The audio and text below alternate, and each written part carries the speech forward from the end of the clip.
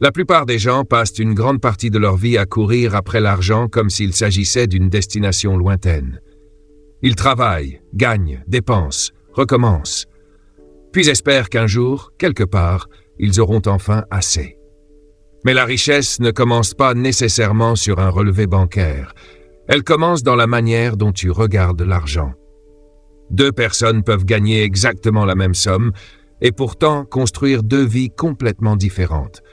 L'une peut rester constamment sous pression, tandis que l'autre développe progressivement une marge de sécurité, des économies et des actifs. La différence ne se trouve donc pas uniquement dans le montant qui entre. Elle se trouve aussi dans les décisions prises une fois que cet argent est entre leurs mains. C'est là que se trouve une idée essentielle. Gagner de l'argent et construire de la richesse sont deux choses différentes. Construire de la richesse demande une philosophie. Il faut apprendre à différer certaines satisfactions, à donner une direction à son argent et surtout à considérer son avenir comme une priorité réelle. Et non comme quelque chose dont on s'occupera plus tard. Parce que si chaque augmentation de revenus est immédiatement absorbée par de nouvelles dépenses, ton niveau de vie augmente peut-être, mais ta liberté financière, elle, ne progresse pas forcément. La première règle consiste donc à inverser une habitude très répandue. Ne pas attendre de voir ce qu'il reste à la fin du mois pour épargner. Épargne d'abord. Organise ensuite le reste. Imagine que tu reçoives 500 unités monétaires. La réaction habituelle consiste à commencer immédiatement à faire la liste des dépenses. Logement, nourriture, transport, factures, sorties, achats divers. Et lorsque tout est payé, on regarde ce qui reste.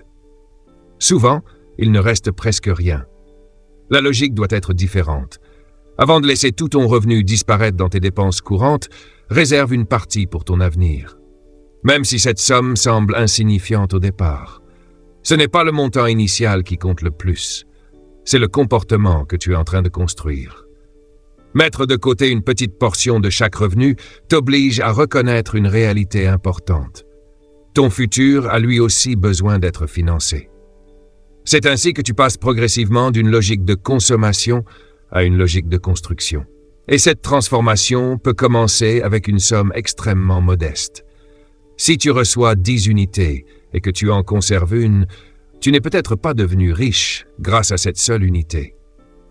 Mais tu viens de faire quelque chose de beaucoup plus important. Tu as commencé à créer une règle personnelle. Tu apprends à ne plus laisser ton argent disparaître sans savoir où il est allé. Tu commences à lui donner une mission. C'est une différence fondamentale. Au lieu de regarder ton compte à la fin du mois et de te demander « Où est passé mon argent ?», tu commences à décider à l'avance. Où est-ce que je veux que mon argent aille ? Cette simple question change progressivement ta relation avec l'argent. Et se payer en premier ne signifie absolument pas accumuler de l'argent par peur de le dépenser. Il s'agit plutôt de réserver une partie de tes ressources pour construire quelque chose qui pourra avoir de la valeur dans le futur. Une épargne, un investissement ou simplement une réserve qui te donne davantage de sécurité et de choix. Chaque somme mise de côté représente une possibilité que tu protèges. À l'inverse, chaque somme dépensée sans réflexion disparaît immédiatement de ton patrimoine.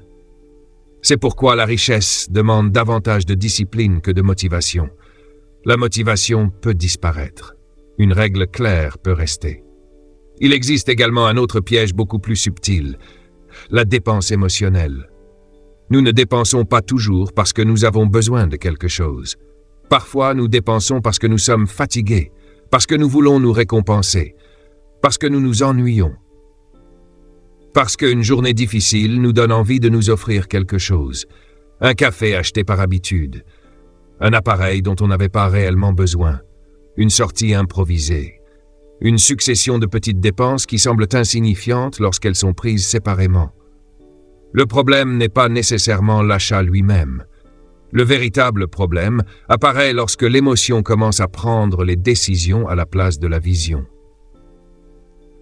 Une dépense peut apporter une satisfaction immédiate, mais cette satisfaction ne dure pas toujours. Une fois l'achat effectué, l'émotion disparaît et l'argent, lui, est définitivement parti. Lorsque ce mécanisme se répète, une grande partie du revenu sert simplement à acheter des moments de confort temporaires. Et pendant ce temps, les objectifs à long terme restent immobiles. La question à se poser n'est donc pas « est-ce que j'ai envie de l'acheter ?» Cette question est trop facile. La meilleure question est « est-ce que cette dépense sert la vie que je suis en train de construire ?» Cette nuance change complètement la décision. Tu peux toujours acheter un café. Tu peux toujours sortir, tu peux toujours t'offrir quelque chose. La différence, c'est que tu ne le fais plus automatiquement. Tu décides. Et cette capacité à décider plutôt qu'à réagir est l'une des bases d'une gestion financière plus intelligente. Construire sa richesse signifie pas transformer chaque dépense en calcul obsessionnel. Cela signifie simplement comprendre que chaque euro possède une direction. Il peut financer ton confort actuel, ou contribuer à ton avenir. Il peut disparaître dans une consommation immédiate ou rester disponible sous forme d'épargne. Il peut répondre à une impulsion ou servir un objectif précis. C'est pourquoi il est utile de considérer son argent comme une ressource qui doit recevoir des instructions. Lorsque ton revenu arrive, demande-toi « Quelle partie protège mon avenir ? Quelle partie finance mes besoins essentiels ? Quelle partie peut contribuer à mes objectifs ? Et quelle partie puis-je utiliser librement sans compromettre le reste ? Tu n'as pas besoin de gagner des fortunes pour commencer à réfléchir ainsi. Tu peux commencer avec ce que tu as aujourd'hui, car attendre d'avoir suffisamment pour devenir discipliné crée souvent un piège. On imagine que davantage de revenus résoudra automatiquement les problèmes actuels. Mais si tes dépenses augmentent chaque fois que tes revenus augmentent, tu risques simplement de déplacer le problème vers un niveau supérieur. La véritable progression apparaît lorsque ton comportement financier évolue en même temps que tes revenus. Tu gagnes davantage?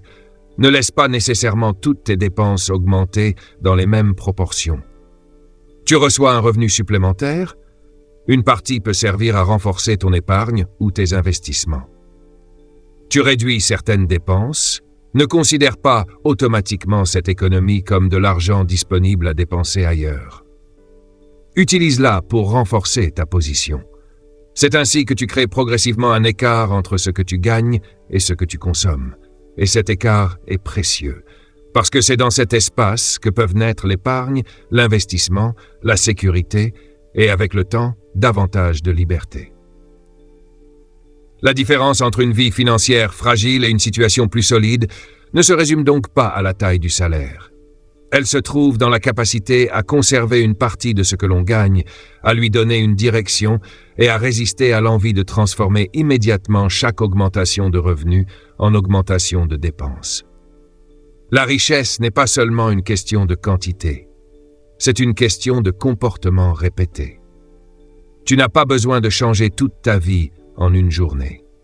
Commence par une décision. Lorsque ton prochain revenu arrive, ne demande pas uniquement « Qu'est-ce que je peux acheter avec cet argent ?»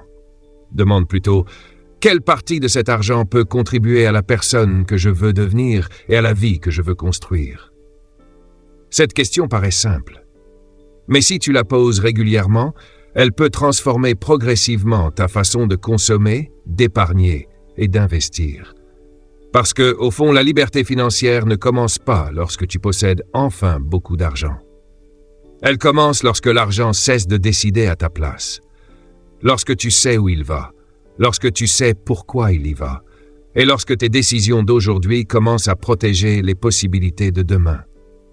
Tu ne construis alors plus simplement un niveau de vie. Tu construis une marge de liberté. Il existe une erreur financière extrêmement répandue, croire que le problème vient toujours du niveau de revenu. Bien sûr, gagner davantage peut améliorer une situation. Mais avant de chercher à augmenter ce qui entre, il faut comprendre ce qui sort. Car il est impossible de construire quelque chose de solide avec de l'argent dont on ne connaît pas le parcours. Beaucoup de personnes travaillent, reçoivent leurs revenus, paient leurs dépenses et arrivent à la fin du mois sans véritablement savoir ce qui s'est passé entre les deux. L'argent est arrivé, puis il a disparu. Quelques achats ici, une facture là, des dépenses alimentaires, des commandes en ligne, des sorties, des abonnements oubliés. Pris séparément, rien ne semble dramatique. Mais lorsqu'on additionne toutes ces décisions sur plusieurs mois, on découvre parfois que le véritable problème n'était pas l'absence de revenus, mais l'absence de visibilité. Tu ne peux pas améliorer durablement quelque chose que tu refuses de regarder. Imagine un bateau dont le capitaine navigue sans savoir précisément où il se trouve.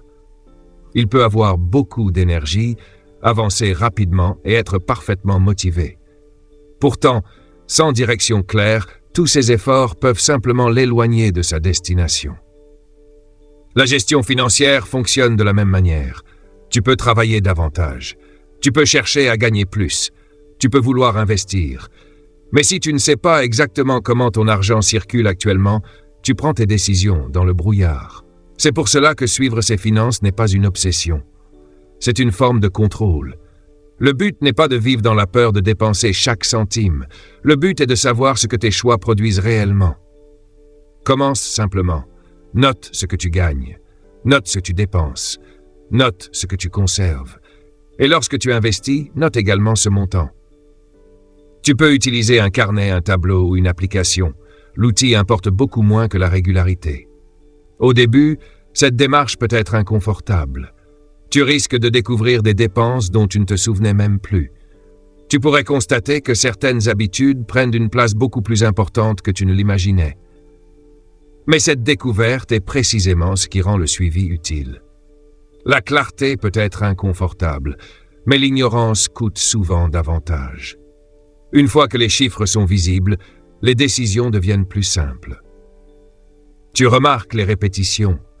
Tu identifies les dépenses inutiles. Tu vois les catégories qui prennent trop de place. Tu comprends combien tu peux réellement mettre de côté. Et surtout, tu peux commencer à définir des objectifs qui correspondent à ta situation réelle plutôt qu'à une estimation approximative. C'est là que le suivi financier devient puissant. Il ne se contente pas de te montrer où tu étais. Il te permet de corriger ta trajectoire. Fais donc un point chaque semaine. Pas pour te juger, pour observer. Qu'est-ce qui a fonctionné? Qu'est-ce qui a dérapé? Qu'est-ce qui doit être ajusté? Cette habitude peut progressivement devenir le tableau de bord de ta vie financière. Mais connaître ces chiffres ne suffit pas. Une autre croyance empêche énormément de personnes de progresser. Penser que travailler plus longtemps est automatiquement la meilleure manière de gagner davantage. L'effort compte. La persévérance compte. Le travail compte. Mais le nombre d'heures consacrées à une activité ne détermine pas à lui seul sa valeur. Deux personnes peuvent consacrer 10 heures à leur travail et obtenir des résultats complètement différents. Pourquoi? Parce que ce qui est rémunéré n'est pas simplement le temps passé. C'est la valeur créée pendant ce temps. Si une tâche peut être réalisée facilement par énormément de personnes, il est difficile de faire reposer toute sa progression financière sur le simple fait d'y consacrer davantage d'heures. À l'inverse, développer une compétence recherchée, résoudre un problème important ou apporter une expertise particulière peut augmenter considérablement la valeur de ton travail.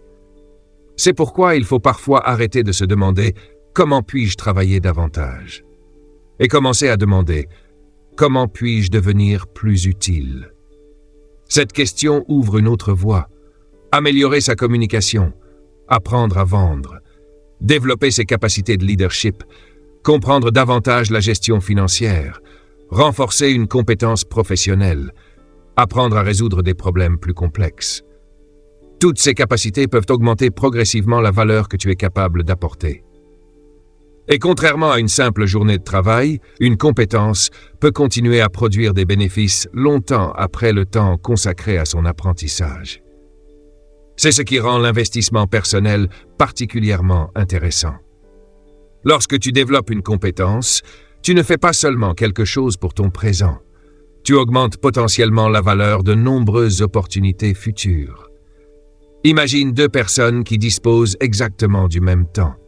La première cherche uniquement à remplir davantage d'heures. La seconde utilise une partie de son temps pour apprendre, progresser et devenir capable de résoudre des problèmes plus importants.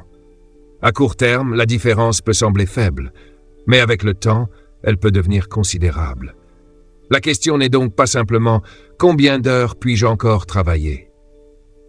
Demande-toi plutôt « Quelles compétences puis-je développer aujourd'hui pour augmenter la valeur que je pourrais apporter demain?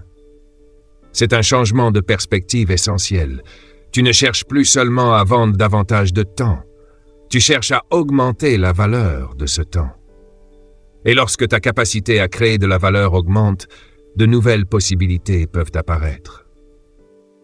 Il reste cependant un dernier problème. Même lorsque tu comprends tes finances et que tu développes tes compétences, tu peux encore échouer si toutes tes bonnes décisions dépendent de ta motivation. Parce que la motivation fluctue. Certains jours, tu seras discipliné. D'autres jours, tu seras fatigué. Tu auras des dépenses imprévues, des distractions ou simplement moins d'énergie pour prendre les bonnes décisions. C'est pourquoi la construction d'une situation financière solide ne doit pas reposer uniquement sur la volonté. Elle doit reposer sur des systèmes. Un système bien conçu continue de fonctionner même lorsque ta motivation diminue. Prenons l'épargne. Si tu attends la fin du mois pour décider si tu vas mettre de l'argent de côté, tu risques de découvrir qu'il ne reste plus grand-chose. Mais si une partie de ton revenu est automatiquement transférée vers une épargne ou un compte destiné à tes investissements, la décision est prise à l'avance. Tu n'as plus besoin de négocier avec toi-même chaque mois. Le système exécute la décision. C'est une différence énorme. Tu peux également utiliser des outils simples pour surveiller ton budget. Une application, un tableur ou même un carnet. L'objectif n'est pas de rendre ta vie financière compliquée. C'est l'inverse. Tu veux réduire le nombre de décisions que tu dois prendre constamment. Plus certaines bonnes actions deviennent automatiques, moins tu dépends de ton humeur du moment. C'est particulièrement important lorsqu'il s'agit d'investir. Une stratégie consistant à investir régulièrement, selon un montant et une fréquence déterminée, peut permettre de transformer l'investissement en habitude plutôt qu'en décision émotionnelle permanente. L'idée n'est alors plus de chercher à deviner chaque mouvement du marché. Elle consiste à établir une règle cohérente et à la respecter dans le temps. Évidemment, aucune stratégie d'investissement ne garantit un résultat, et tout investissement comporte des risques. Mais sur le plan comportemental, l'automatisation peut aider à éviter les décisions prises sous l'effet de la peur, de l'excitation ou de l'impatience. C'est là que le temps devient un allié. Une petite contribution effectuée une seule fois reste une petite contribution, mais une contribution répétée peut progressivement devenir quelque chose de beaucoup plus important. Le principe est comparable à celui d'une graine. Une seule graine ne transforme pas un jardin. Ce qui compte, c'est la répétition des actions. Planter, entretenir, laisser le temps agir. La construction financière fonctionne souvent de la même manière. Voilà pourquoi les systèmes sont si importants. La discipline te demande constamment de choisir. Un système transforme certains choix en habitudes. Au lieu de te demander chaque mois si tu vas épargner, tu automatises. Au lieu d'attendre la fin du mois pour découvrir tes dépenses, tu les suis régulièrement. Au lieu d'attendre d'être motivé pour progresser, tu réserves du temps à l'apprentissage. Au lieu de prendre chaque décision financière sous le coup de l'émotion, tu définis à l'avance certaines règles. Tu construis ainsi un environnement dans lequel les bonnes décisions deviennent plus faciles à répéter. Et c'est probablement l'une des idées les plus importantes à retenir. La réussite financière ne dépend pas uniquement de décisions extraordinaires. Elle dépend souvent de décisions ordinaires répétées suffisamment longtemps. Tu n'as pas besoin de transformer toute ta vie en une journée. Commence par regarder tes chiffres, puis cherche à augmenter ta valeur. Ensuite, transforme les bonnes intentions en système. Observe, ajuste, répète. Avec le temps, ces petites décisions peuvent créer une dynamique bien plus puissante qu'un effort spectaculaire réalisé une seule fois. Parce que la véritable force d'un système financier n'est pas ce qu'il accomplit lorsque tu es parfaitement motivé. C'est ce qu'il continue d'accomplir lorsque tu ne l'es plus. Et à partir de là, tu ne dépends plus uniquement de ta volonté pour avancer. Tu as construit une structure qui travaille avec toi. N'attends pas d'avoir envie d'épargner. N'attends pas d'être parfaitement motivé pour investir. Et surtout, ne compte pas sur ta volonté pour prendre chaque mois les mêmes bonnes décisions. La volonté est instable. Un système, lui, peut continuer à fonctionner même lorsque ton énergie baisse. C'est pourquoi l'une des meilleures décisions que tu puisses prendre est de transformer certaines bonnes intentions en mécanismes automatiques. Une partie de ton revenu peut être dirigée automatiquement vers ton épargne. Une autre peut être destinée à tes investissements selon ton organisation financière. Tes dépenses peuvent être suivies régulièrement à l'aide d'un outil simple. L'objectif est de retirer autant que possible les décisions importantes du domaine de l'impulsion. Tu ne dois pas avoir besoin de te convaincre chaque mois de protéger ton avenir. Tu dois avoir construit une organisation qui le fait naturellement. C'est ainsi que la richesse se construit dans la réalité, rarement par un événement spectaculaire, mais beaucoup plus souvent par une succession de petites décisions suffisamment bien répétées.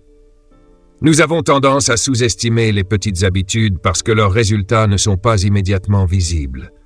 Lire quelques pages sur les finances ne change pas ton patrimoine du jour au lendemain. Faire le point sur tes objectifs pendant quelques minutes ne produit pas instantanément davantage de revenus. Mettre de côté une petite somme à chaque période de paix ne donne pas immédiatement une grande fortune. Mais c'est précisément là que beaucoup de personnes se trompent. Elles évaluent une habitude uniquement en fonction de son résultat immédiat.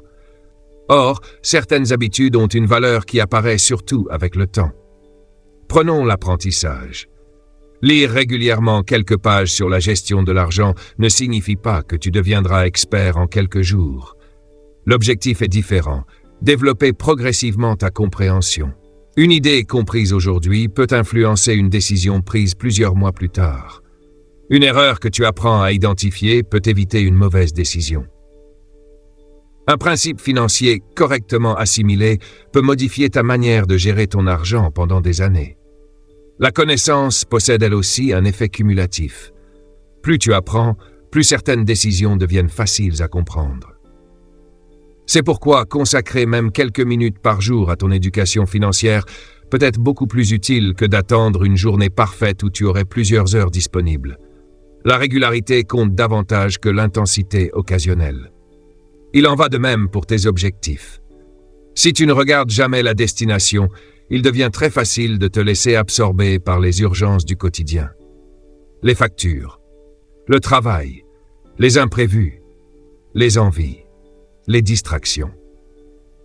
Une courte revue régulière de tes objectifs agit comme un rappel.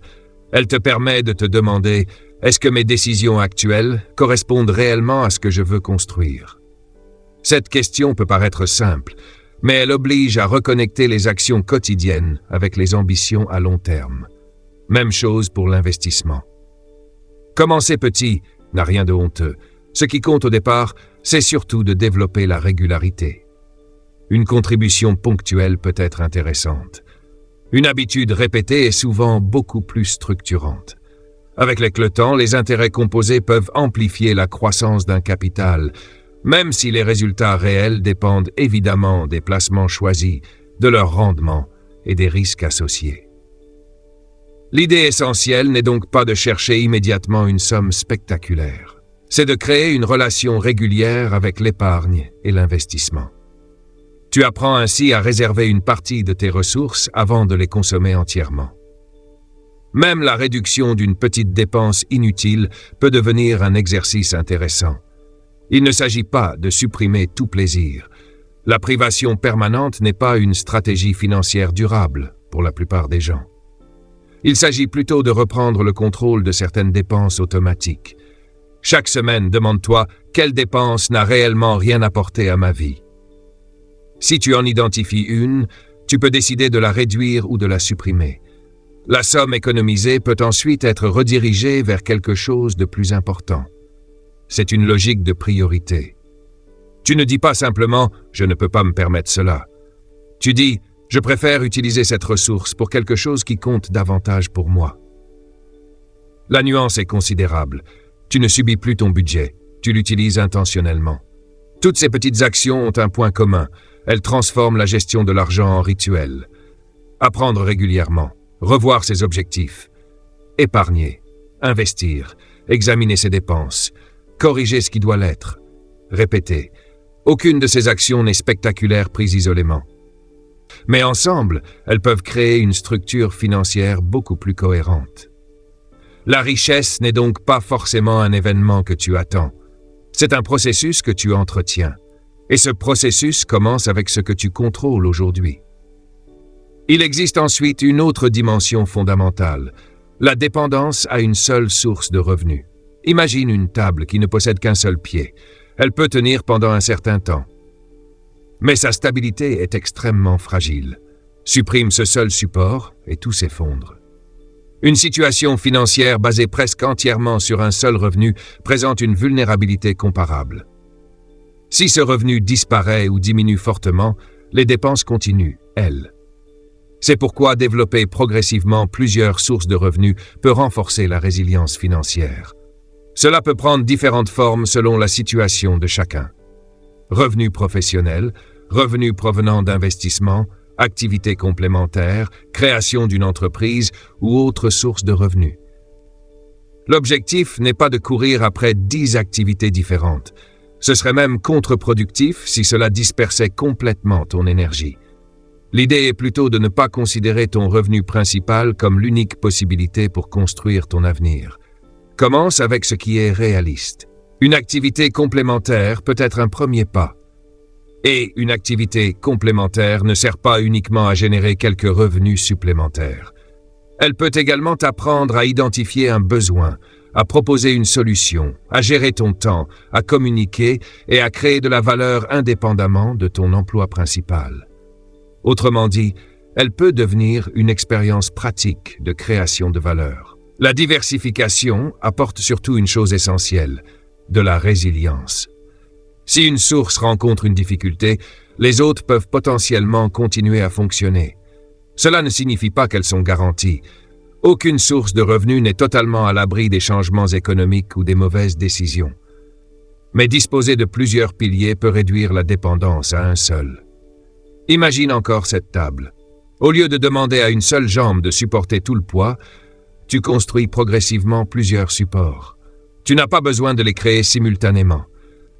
Tu peux commencer par renforcer ton revenu principal, puis développer une compétence. Ensuite, explorer une activité complémentaire, puis apprendre à investir de manière adaptée à tes objectifs et à ton niveau de risque. La construction est progressive, et c'est précisément ce qui la rend plus réaliste. Le véritable objectif n'est pas simplement de gagner davantage, c'est de créer une situation dans laquelle un seul événement ne suffit pas à bouleverser toute ta stabilité financière. La diversification ne garantit pas la sécurité, mais elle peut contribuer à réduire la dépendance. Et réduire la dépendance, c'est déjà gagner une forme de liberté. Mais il existe un autre investissement que beaucoup négligent complètement. Un investissement qui ne se trouve pas dans un compte bancaire. C'est l'investissement dans ton propre esprit. L'éducation traditionnelle peut t'aider à développer des connaissances générales et professionnelles. Mais lorsqu'il s'agit d'argent, beaucoup de choses doivent également être apprises en dehors du cadre scolaire. Comprendre comment fonctionne un budget. Comprendre la différence entre un actif et une dépense. Comprendre les principes de l'investissement. Apprendre à analyser une décision financière. Comprendre les risques. Apprendre à distinguer une opportunité d'une simple promesse séduisante. Ces connaissances ne tombent pas automatiquement dans ton esprit, elles doivent être recherchées, et c'est là que l'auto-éducation devient essentielle. Imagine ton esprit comme un terrain. Chaque jour, tu y déposes quelque chose, des informations, des conversations, des vidéos, des opinions, des livres, des distractions, des idées. Tout ce que tu consommes mentalement participe, d'une manière ou d'une autre, à ta façon de réfléchir. Cela ne signifie évidemment pas que tout divertissement est mauvais. Le problème apparaît lorsque la majorité de ton temps mental est consacré à la distraction et presque aucun temps à l'apprentissage. Si tu veux modifier tes résultats, il est logique d'examiner également ce qui nourrit tes décisions. Consacrer 10 minutes par jour à un livre financier, à une ressource éducative ou à une réflexion sérieuse sur l'argent peut sembler insignifiant. Mais 10 minutes répétées deviennent des heures. Et des heures d'apprentissage peuvent progressivement modifier ta compréhension. Plus important encore, ce que tu apprends peut ensuite modifier tes comportements. Tu commences à comprendre pourquoi certaines dépenses sont problématiques. Tu apprends à mieux réfléchir avant d'investir. Tu reconnais certaines erreurs avant de les commettre. Tu poses de meilleures questions. Et de meilleures questions conduisent souvent à de meilleures décisions. Tu n'as donc pas besoin d'absorber toutes les connaissances financières immédiatement. Tu n'as pas besoin de devenir expert en quelques semaines. Commence simplement par instaurer une habitude. Quelques pages, quelques minutes, une notion comprise, une idée examinée, une erreur analysée. Puis recommence le lendemain. La constance finit par faire une différence. Et cette logique rejoint tout ce que nous avons vu précédemment. La richesse se construit rarement par une seule action exceptionnelle. Elle se construit lorsque tes habitudes, tes systèmes, tes compétences et tes décisions commencent à aller dans la même direction. Tu automatises ce qui peut l'être. Tu surveilles ce qui doit être surveillé. Tu développes ta valeur. Tu diversifies progressivement tes sources de revenus. Et tu continues à alimenter ton esprit avec des connaissances utiles.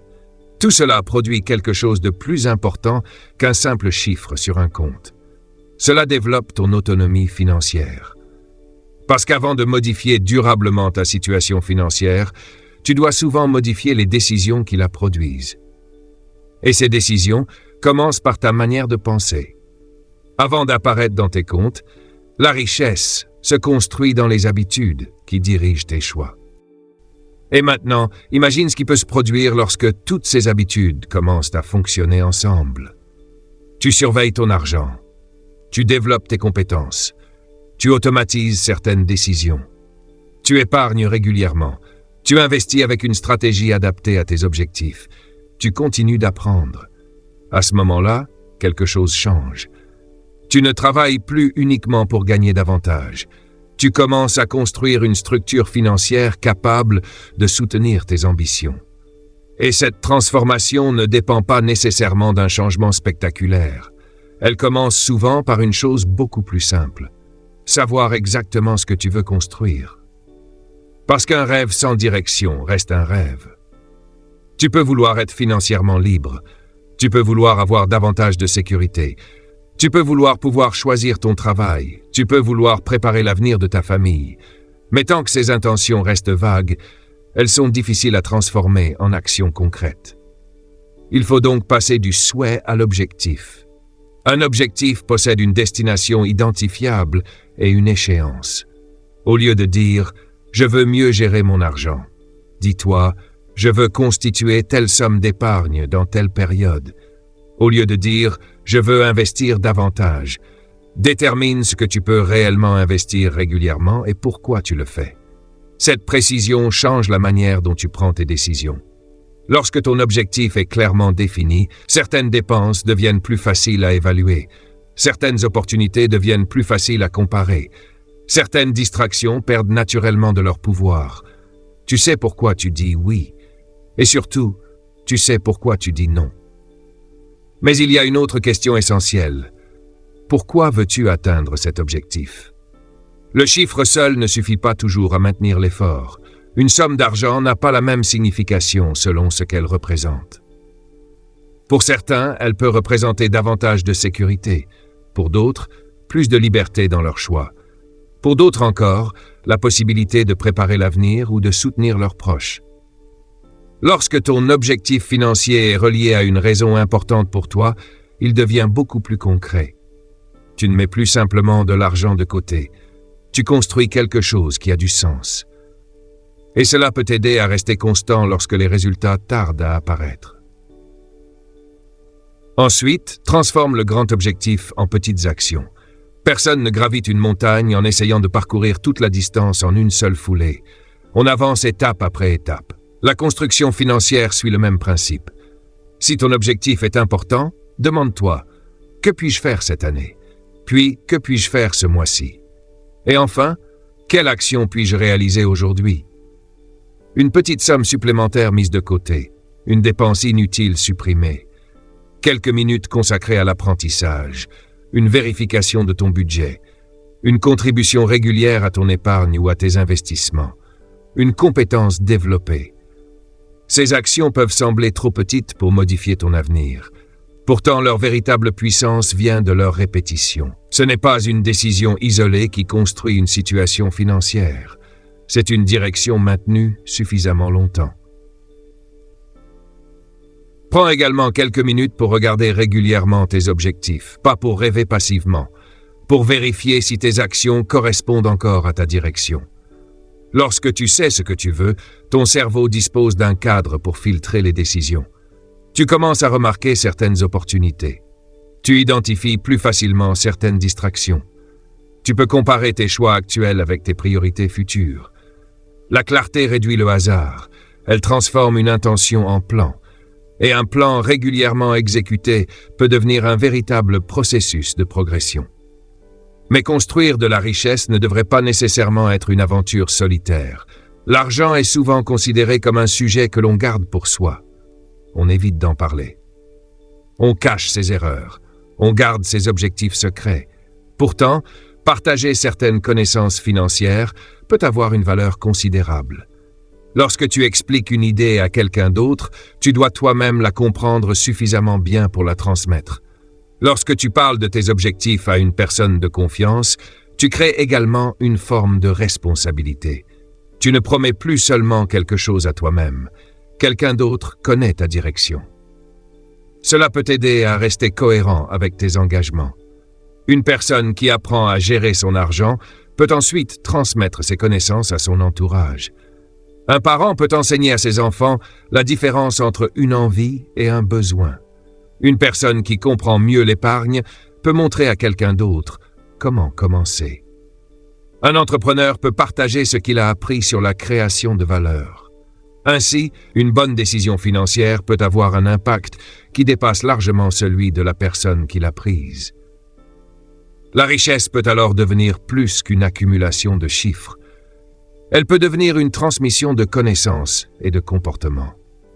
C'est également pour cela que l'entourage compte. Lorsque tu avances seul, il est facile de relâcher tes efforts. Mais avoir une personne de confiance avec qui discuter de tes objectifs peut créer une responsabilité supplémentaire. Cela peut être un proche, un mentor, ou simplement quelqu'un qui poursuit lui aussi des objectifs sérieux. L'idée n'est pas de comparer les patrimoines. Il ne s'agit pas de savoir qui possède le plus. Il s'agit de créer un environnement dans lequel progresser devient plus facile. Parler de tes difficultés peut t'aider à identifier tes erreurs. Partager tes progrès peut renforcer ton engagement. Recevoir un retour extérieur peut parfois te faire remarquer ce que tu ne voyais plus toi-même. La réussite financière ne consiste donc pas uniquement à accumuler. Elle peut également consister à transmettre ce que tu apprends, à aider, à construire autour de toi, à créer une dynamique qui dépasse ta propre situation. Il existe cependant un obstacle qui revient constamment, l'impatience. Nous vivons dans un environnement où tout semble devoir être immédiat. On veut acheter maintenant, profiter maintenant, améliorer son confort maintenant, obtenir des résultats maintenant. Mais la richesse durable fonctionne rarement à cette vitesse. Elle demande du temps. Et accepter ce délai est l'une des compétences financières les plus importantes à développer. Lorsque tu dépenses tout ton surplus immédiatement, tu obtiens une satisfaction actuelle. Lorsque tu conserves une partie de ce surplus pour construire quelque chose, tu acceptes de renoncer à une partie du confort présent en échange de possibilités futures. C'est ce qu'on appelle la gratification différée. Elle ne signifie pas qu'il faut refuser tous les plaisirs. Elle signifie simplement que tu refuses de sacrifier systématiquement ton avenir pour satisfaire ton présent. Imagine un agriculteur. Lorsqu'il plante une graine, il ne creuse pas le lendemain pour vérifier si la récolte est déjà là. Il comprend que certaines choses nécessitent du temps. Il entretient. Il attend. Il continue. La construction financière fonctionne selon une logique comparable. Une somme épargnée aujourd'hui ne transforme pas immédiatement ta situation. Un investissement ne devient pas nécessairement important en quelques jours. Une compétence nouvellement acquise ne produit pas toujours des résultats instantanément. Mais le temps donne à la répétition l'occasion de produire ses effets. C'est là que la patience devient une force. Tu n'as pas besoin de prouver aux autres que tu progresses. Tu n'as pas besoin de suivre chaque nouvelle tendance de consommation. Tu n'as pas besoin de transformer chaque augmentation de revenus en nouveau symbole de réussite. Tu peux décider que certaines ressources serviront d'abord à construire ton avenir. Chaque dépense évitée n'est pas forcément une privation. Elle peut être une décision de priorité. Tu peux te demander, est-ce que je préfère cette satisfaction maintenant ou la possibilité qu'une partie de cette somme contribue à quelque chose de plus important plus tard? Il n'existe pas toujours une réponse universelle. Mais le simple fait de poser la question te fait passer d'une consommation automatique à une consommation consciente. Et si tu devais retenir une seule idée de tout ce parcours, ce serait celle-ci. La richesse n'est pas un événement. C'est une accumulation de décisions. Elle ne dépend pas uniquement d'un gros salaire. Elle ne dépend pas d'un coup de chance. Elle ne se construit pas grâce à une seule décision spectaculaire. Elle se construit lorsque de bonnes décisions deviennent suffisamment régulières pour modifier progressivement ta trajectoire. Tu commences par te payer en premier. Tu apprends à connaître tes chiffres. Tu donnes une mission à ton argent. Tu développes ta valeur personnelle et professionnelle. Tu construis des systèmes pour réduire ta dépendance à la motivation. Tu établis des objectifs précis. Tu développes progressivement plusieurs sources de revenus lorsque cela est pertinent. Tu continues à apprendre, tu acceptes de patienter, et surtout tu transformes ces principes en habitudes. Alors ne termine pas cette réflexion en te disant simplement « c'était intéressant ». Transforme-la en une action concrète. Aujourd'hui, prends quelques minutes pour regarder où va ton argent. Ensuite, choisis un seul objectif financier précis et donne-lui une échéance. Mets en place une petite épargne régulière si ta situation le permet. Automatise ce qui peut raisonnablement l'être. Consacre quelques minutes à ton éducation financière. Et lorsque tu apprends quelque chose d'utile, transmets-le à quelqu'un d'autre. Tu n'as pas besoin de tout changer aujourd'hui. Tu as simplement besoin de commencer à faire différemment ce que tu répétais jusqu'à présent. Parce qu'un changement durable commence rarement par une transformation spectaculaire. Il commence par une décision suffisamment simple pour être répétée demain, puis après-demain, puis la semaine suivante, et encore après. C'est ainsi que les habitudes deviennent des systèmes, que les systèmes deviennent des résultats, et que les résultats finissent par modifier une trajectoire financière. La liberté financière n'est pas une récompense magique réservée à quelques personnes. Elle est le résultat possible d'une meilleure compréhension, d'une gestion plus consciente, d'une création de valeur réelle et d'une patience suffisamment longue pour laisser les bonnes décisions produire leurs effets. Alors ne cherche pas uniquement à gagner plus. Cherche à comprendre davantage, conserver intelligemment, créer davantage de valeur et utiliser ton argent avec intention. Ton avenir financier ne sera pas déterminé par une seule décision. Il sera influencé par les centaines de petites décisions que tu prends à partir d'aujourd'hui. Et la bonne nouvelle, c'est que tu peux commencer par l'une d'entre elles dès maintenant.